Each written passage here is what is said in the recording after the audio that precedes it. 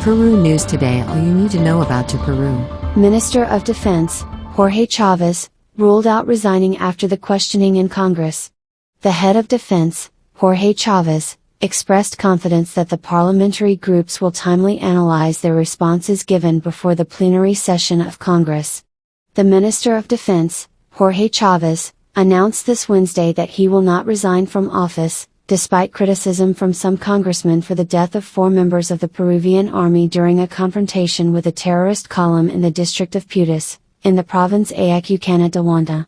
The head of MINDEF, who since 4 p.m. he responded to an interrogatory sheet of 12 questions, said he hoped that the parliamentary groups would analyze his answers and, in addition, mentioned that criticism is part of the spirit of democracy. I trust that each of the groups will analyze and do the corresponding thing to clear up any doubts, whether in writing or through requests, he said minutes after appearing before the plenary session of Congress. Is he going to present his resignation? No, he responded to the media. Chávez Cresta reiterated that during the interpellation process he made known the axes of the executive branch in the fight against narcoterrorism, among them the increase of up to 16% of the budget for military actions in the area of the Apurimac River Valley, January and Montero, Dream, from 2024.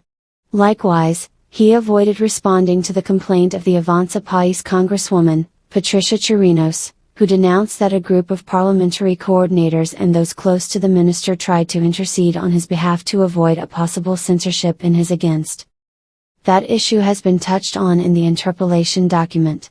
I am convinced that this issue has been clarified in the plenary session of Congress. I have nothing more to clarify, he alleged. The Minister of Defense, Jorge Chávez, also referred to the case of nurse Jorge Contreras Palacios, who was kidnapped, on September 7, by unknown persons when he returned from a health campaign in the town center. Alto de San Juan de Montero, in the district of Vizcatán del Ine, province of Setipo, Junín. Chávez said that this is a police matter, but indicated that the kidnapping would be linked to the confrontation between law enforcement forces and a terrorist column on September 4. According to the member of the ministerial cabinet, the subversives would be looking for nursing technicians to care for the wounded left by the exchange of fire with members of the army.